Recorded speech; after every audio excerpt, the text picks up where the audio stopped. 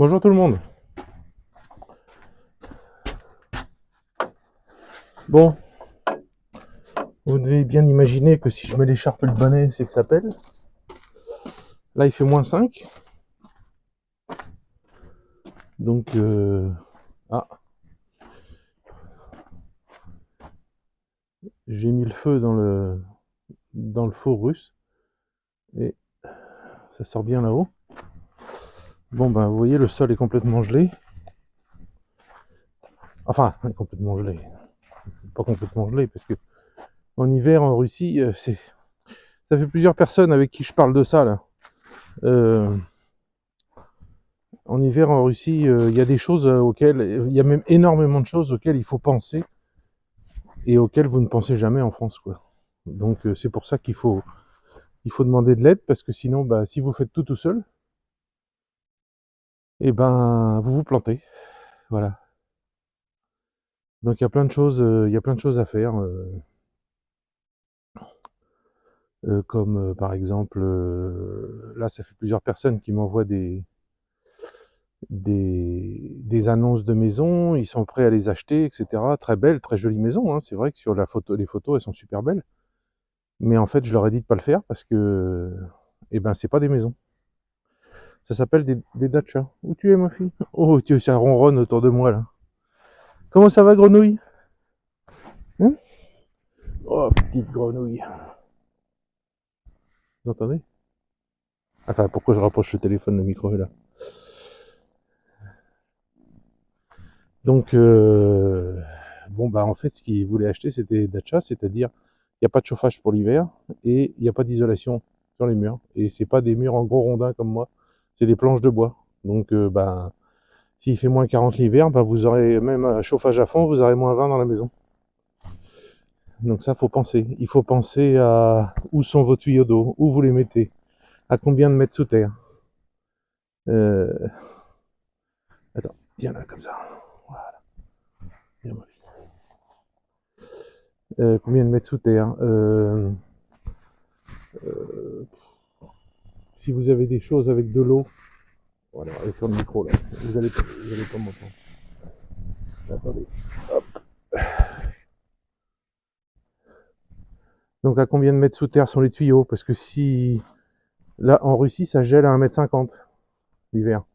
1,20 m, 1,50 m. Donc bah si vous avez vos tuyaux là, bah votre eau va geler, puis vous n'aurez pas d'eau à la maison. Euh, tout ce que vous laissez à l'extérieur, c'est un congélateur en fait, hein, tout ce qui est dehors. Donc tout ce que vous avez laissé, par exemple des bouteilles d'eau, bah, elles vont éclater. Si vous laissez, moi ça m'est arrivé il y a 2 ans, j'ai laissé des bouteilles de lait, et ben ça a éclaté. Tu vois, tu descends. Euh, Hier on a ramené à l'intérieur les patates, parce que si on les avait laissées dehors, bah, les patates gelaient puis c'était mort. Parce qu'on regarde bien la météo en fait, hein.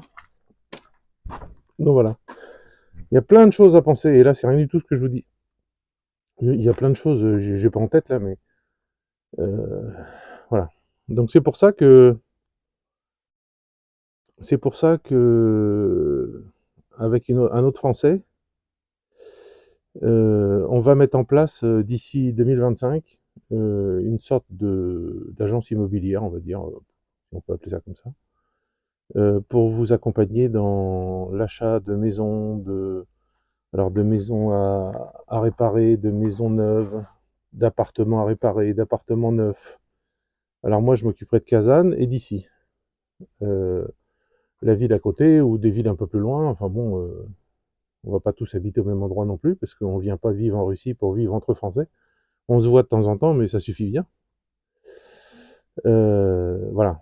Donc c'est un projet pour l'année prochaine. Bon bah sinon abonnez-vous, mettez un pouce, pensez aux mamans des soldats, hein, comme je dis à chaque fois. Là, ça fait un moment que j'en ai pas parlé. Ça fait 3-4 vidéos que je vous ai rien dit, mais enfin si, j'ai reçu un don hier. Euh, bon, devrait y avoir une réunion à mon retour de Kazan, parce que demain je pars à Kazan avec deux touristes, C'est pas des touristes, c'est des invités, on va dire. Et je préfère dire invité que touriste. Touriste, ça fait péjoratif, je trouve. Je sais pas, invité, je trouve ça plus sympa.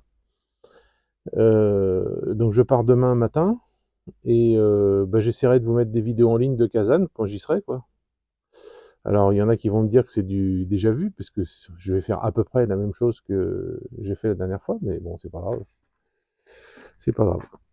On verra. Voilà, donc le sujet principal dont je voulais vous parler aujourd'hui, c'était pas ça, parce que ça fait un moment que je vous ai rien dit, parce que je recevais des messages de mes amis, de ma famille qui est sur le front, et c'était des messages qui disaient pas grand-chose en fait. Donc ça servait à rien de vous raconter ce qui disait pas grand-chose. Mais là, par contre, là du coup, bah, tout est arrivé d'un coup. Ils avancent partout. Il y a une grosse partie de cette espèce de saillant en dessous de Kursk, là, loin en dessous de Kursk, hein, parce je vous le répète, hein, par rapport à ce que vous en dit vos médias, ils ont jamais, jamais, jamais approché Kursk, hein. Ils sont toujours restés très loin, très loin, très très loin. C'est la zone qui est avec la ville de Kursk, mais la ville est hyper loin. Bon bref, donc là ils les ont repoussés partout. Ils sont en train de les foutre dehors en fait. C'est pour ça que je pouvais pas le dire avant, mais évidemment, parce que peut-être que mes vidéos sont écoutées par des gens qui je veux pas qu'ils les écoutent. Et comme il y a des traîtres, par exemple, comme il y en a en Russie, comme il y en a, enfin, il y en a partout, quoi. Et, euh, et en fait, ça faisait un moment en fait qu'ils accumulaient beaucoup de choses, qu'ils accumulaient du matériel, qu'ils accumulaient des tanks avec les équipages, qu'ils accumulaient de l'essence, qu'ils accumulaient des munitions, etc., discrètement. Et puis là, c'est parti. Donc, ils sont en train de leur en foutre plein la gueule à ces pauvres jeunes, quoi, parce que c'est des jeunes. Les soldats, les mauvais, quoi, les nazis, tout ça, là, ils sont partis. Et comme je vous l'ai déjà dit, ça. Et puis à la place, ils ont mis des réservistes, quoi, ou des petits jeunes qu'ils ont attrapés au lasso, là, comme ils font maintenant, beaucoup. Et de ce fait-là, ben, ils sont pas formés, ils résistent pas. Tout ce qu'ils veulent, c'est pas se faire tuer, donc ils se rendent. Voilà. Là, depuis un certain temps, il y a eu 15 000 soldats ukrainiens qui se sont rendus suite au bombardement qu'il y a eu avec des tracts pour leur dire de pas mourir. Ça servait à rien de mourir pour Ziboubilensky et puis Soros et puis Biden et tout ça, valait mieux qu'ils se rendent, et puis que il y avait même des soldats russes, des soldats ukrainiens qui s'étaient rendus, qui vivent en Russie maintenant et qui ont demandé la nationalité russe. Et qui ont, par contre, qui ont prouvé par A plus B qu'ils avaient tué personne, hein, parce que si vous étiez dans des unités d'assaut, que c'est dit que vous avez tué des soldats russes, tout ça, vous aurez jamais la nationalité.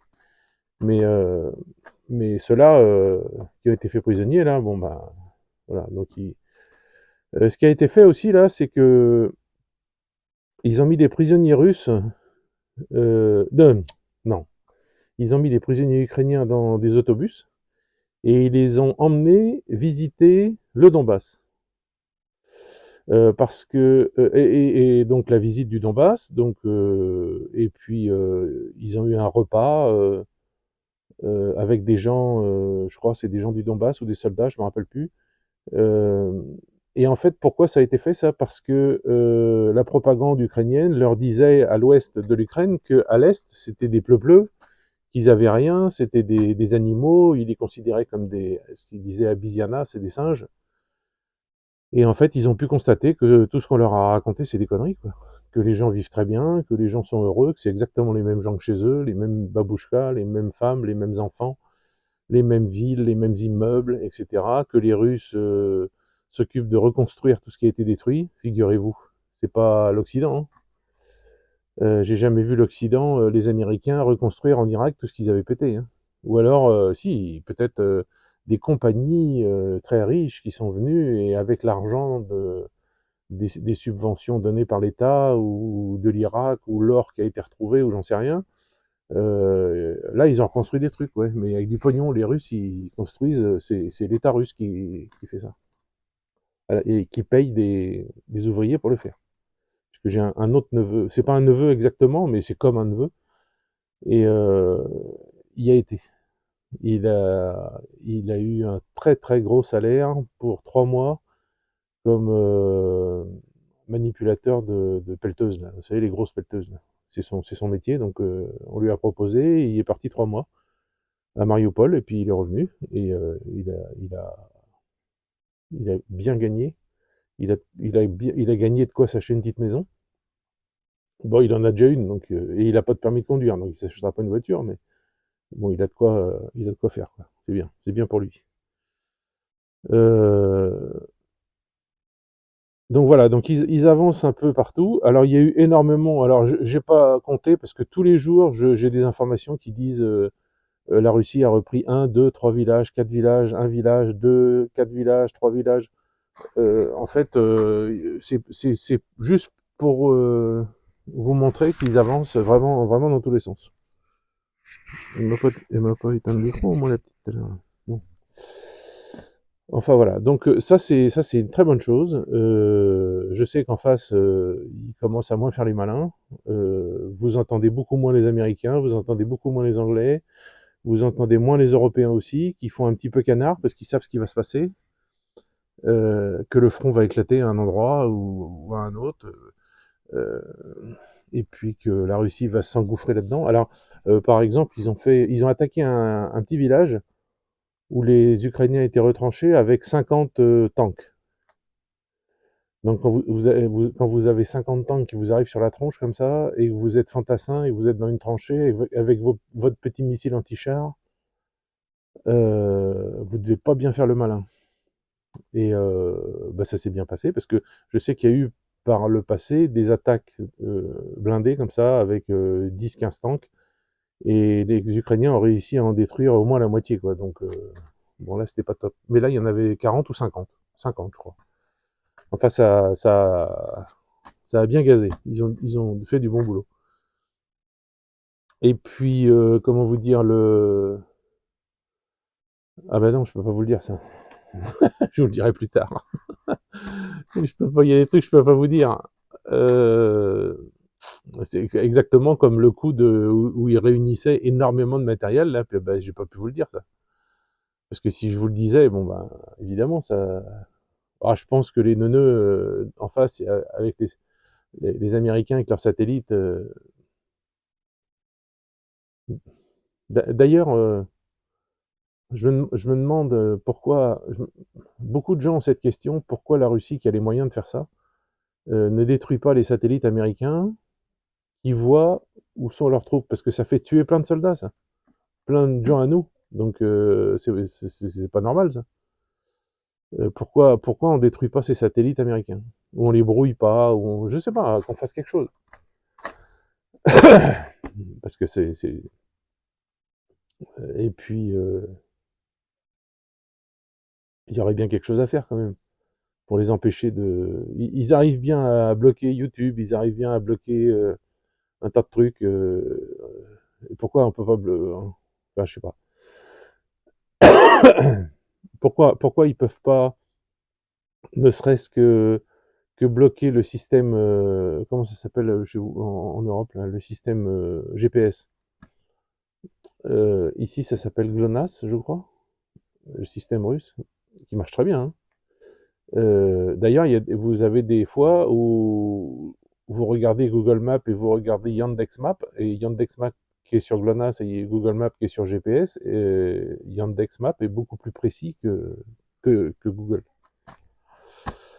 Voilà, donc de mon côté, j'ai pas. Bah, j'attends toujours le livre de Dimitri. Euh, j'ai pas de blessés, j'ai pas entendu de blessés, non. Chez nous, il n'y a pas eu de mort depuis Alexander, là. Il n'y a pas eu de nouveaux morts. Il n'y a pas de blessés. Alors, mon neveu qui était blessé, mais je me demande si je vous l'ai pas déjà dit ça. Il a été au truc, une sorte de caserne, quoi, où il y a les médecins et puis qui décident si vous retournez au front ou pas après une blessure. Et il est arrivé avec sa canne en boitant à moitié, et ils ont dit bah, si tu as pu arriver jusqu'à là, c'est que tu peux aller jusqu'à là-bas. Donc il repart demain, je crois. Bon, je sais pas ce qu'il va faire avec sa patte folle. Enfin, c'est pas si folle que ça, mais je lui avais dit, je sais pas s'il m'a écouté, je lui avais dit d'exagérer un peu son boitement en arrivant là-bas. Bon, pas beaucoup, mais un peu, quoi. Mais je sais pas si, peut-être qu'il l'a fait, j'en sais rien. Mais enfin bon, en tout cas, ça n'a pas marché. Ils lui ont dit qu'il était sous contrat, donc bah, comme il est sous contrat, bah, les règles, c'est ça. C'est dans ce qu'il a signé, c'est comme ça. Il est blessé, il est soigné, et une fois il est réparé, on va dire, bah, il repart. Donc là, les médecins ont estimé était réparé. Il a rien dit, hein, et il y va, c'est tout, hein. Vous comprenez, il n'y a pas de... C'est pas un monde de chouines, ici. Je serais considéré de dire que les dernières générations de Français, c'est des chouineurs. Pour tout, ils chouinent. Mais moi j'ai droit à ça, mais pourquoi j'ai pas droit à ça? Pourquoi j'ai pas droit? Voilà. Ici, personne vous demandera jamais pourquoi j'ai pas droit. Les gens, ils savent, c'est comme ça, ils y vont, et terminé. Il n'y a pas de il y a pas de chouine. J'ai jamais vu un russe chouiner, de toute façon. Euh, Juste l'autre fois, j'ai dit, c'était pas chouiné, mais j'entendais les ouvriers là qui discutaient puis qui parlaient ouais, il va falloir que je donne des impôts. J'ai 3000 roubles à donner. 3000 roubles, ça fait 30 euros. Pour l'année, oui, c'est pas normal. L'année dernière, il n'y avait pas ça. Mais j'ai dit, tu veux que je te dise combien ils payent les Français? Alors il me dit, bah pourquoi? Bah je dis, bah ils payent. Et puis j'explique quelqu'un qui m'avait envoyé sa facture là où il y avait, en gros, hein, je résume, mais 300 euros de gaz et 300 euros d'électricité, donc la moitié de son salaire. Il dit c'est pas possible, ben, comment ils font pour vivre les gens? Ben, je lui dis, il y en a beaucoup qui m'écrivent, qui mangent une fois par jour ou qui achètent de la viande qu'une fois par semaine, voire par mois, que les personnes âgées ont des retraites plus petites que les migrants qui arrivent et à qui on donne de l'argent pour soi-disant vivre. Euh, enfin bon, il était un peu estomaqué, mais à la fin, il a continué à me dire, oui, mais moi, tu te rends compte, faut que je paye 3000 roubles de plus. Ben, ouais, ouais, je sais bien, ouais, mais comme moi, je paye 9 euros de taxe foncière, voilà, par an, pour ma maison et mon terrain. Parce qu'en Russie, ils font la différence. Vous avez la terre, c'est votre terre, et votre maison. C'est pas, vous n'avez pas un document qui dit que c'est votre maison avec un jardin de 1 hectare. Non. Vous avez un document qui dit que c'est votre maison, et vous avez un autre document avec les plans aussi qui dit que c'est avec le dessin qui dit que c'est votre terre. Voilà. Donc vous payez des taxes pour l'un et l'autre. Euh, En sachant qu'en Russie, si je creuse et je trouve du pétrole, bah, c'est à moi. Ici, quand vous creusez, c'est à vous. Il y a un truc aussi qui est dit dans la constitution russe, et d'ailleurs les Russes ronchonnent un peu avec ça des fois, parce qu'ils disent pourquoi ça devrait être gratuit. Tout ce qui est dans la terre russe, ça appartient au peuple russe. Et beaucoup disent, mais alors le pétrole, le gaz, tout ça, pourquoi on paye? On ne devrait pas payer, c'est à nous. Et en fait, non, en fait, c'est ce que je leur dis. Je dis, vous payez le service, vous payez le fait que il y a des gens avec d'énormes moyens qui extraient et qui l'amènent jusqu'à chez vous. C'est ça que vous payez. C'est pas le gaz en lui-même. C'est ça. C'est le fait de l'emmener jusqu'à chez vous que vous payez. Et puis l'essence, c'est pareil. L'essence, elle doit être affinée. L'essence, elle doit être, elle va jusque dans les stations. Elle est amenée et les stations sont construites. C'est ça qu'on paye, exactement. Euh, En France, vous avez certainement ça, mais vous avez aussi énormément de taxes pour l'État, voilà, qui se gavent là-dessus. Parce que j'ai eu cette pensée en écoutant, je sais plus qui sur YouTube là, qui parlait de ça justement, et je me disais, mais j'ai dit en ce moment, la France n'a plus de sous, il y a 3000 milliards de dettes, ils ponctionnent des impôts, mais pour faire quoi? Parce que en fait, vous avez plus de services publics presque, vous avez, vous avez des fonctionnaires, ouais, mais qui servent à quoi? Qui servent à vous taxer, à vous mettre des amendes, à, à vous faire payer des impôts. Parce que quand il y avait énormément de fonctionnaires et qu'il y avait la poste dans les villages, qu'il y avait toutes ces choses un peu partout en France, bon bah à la rigueur c'était justifié, mais là, je veux pas dire qu'il faut supprimer les postes de fonctionnaires, parce que si vous supprimez ça, vous faites perdre leur emploi à presque la moitié des Français, quoi. Donc c'est complètement débile. Mais il faut changer le système, quoi. Il faudrait faire un peu comme en Russie, en fait. Mais bon, ils le feront pas, parce qu'ils sont trop cons. Mais, euh, mais il faudrait permettre à des gens, comme des fonctionnaires, de créer leur entreprise. Et ça, ici, créer une entreprise, ça coûte que dalle. Et vous avez pas presque pas d'impôts à payer, et vous faites votre business, et l'argent que ça vous rapporte, il est pour vous. C'est ça qu'il faut faire en France. Mais seulement ils le feront pas, parce que s'ils le font, euh, tous je dirais, ouais, des centaines de milliers d'hommes politiques qu'on a en France, alors qu'on en a besoin de 20 000, quoi. Ces centaines qui travaillent dans les communautés de communes, dans tous ces trucs qui servent à rien, et la moitié dans les mairies qui servent à rien, et la moitié dans les ministères qui servent à rien, et qui sont juste là pour le poste, parce que ils ont aidé à faire je sais pas quoi, ou ils sont copains avec Bidule, juste ça. Euh, bon, bah ça devrait être supprimé. Enfin bon, vous le savez. Bon, bref, donc voilà. Alors, très bien, donc les soldats russes, ils avancent. Qu'est-ce que c'est que ce truc? Les soldats russes, ils avancent. Je sais pas ce que c'est, ça. Et j'ai une espèce de gros morceau de métal, on dirait un râteau géant. Mais non, il n'y a pas de dents, donc c'est pas un râteau. Ça doit venir du toit de la maison. Ah, c'est peut-être l'ancienne antenne. C'est peut-être ça. Bon, voilà. Donc les travaux, moi, ça avance. Là, ils vont finir tout ça, là. Bon, on a un gros problème, c'est que la chaudière à gaz a été déconnectée du gaz parce que il faut la mettre à la cave. Mais le problème, c'est qu'Elena, elle a appelé personne, elle a appelé un mec et puis ah bah il a pas répondu. Mais elle a jamais rappelé, elle en a pas cherché un autre, voilà. Donc ce qui fait que là, il commence à faire -5 la nuit et on n'a pas de chauffage parce que eh ben, quelqu'un doit venir pour connecter les tuyaux d'eau et puis mettre la chaudière à la cave. Mais seulement, j'ai dit, moi, ça fait 25 fois que je te le dis. Euh, T'appelles pas, écoute, quand il fera -30, eh ben, tu vas chouiner. Tu vas pleurer. Non, il va pas chouiner, j'ai dit que les Russes, ils chouinaient pas. Bon, enfin, voilà. Enfin, si, elle chouine. Les Russes, les hommes, hein, je parlais. Bon, allez, bref. Allez, je vous laisse. Moi, je pars à Kazan demain. Et ça va être sympa. Ça va être super sympa. Allez, bye.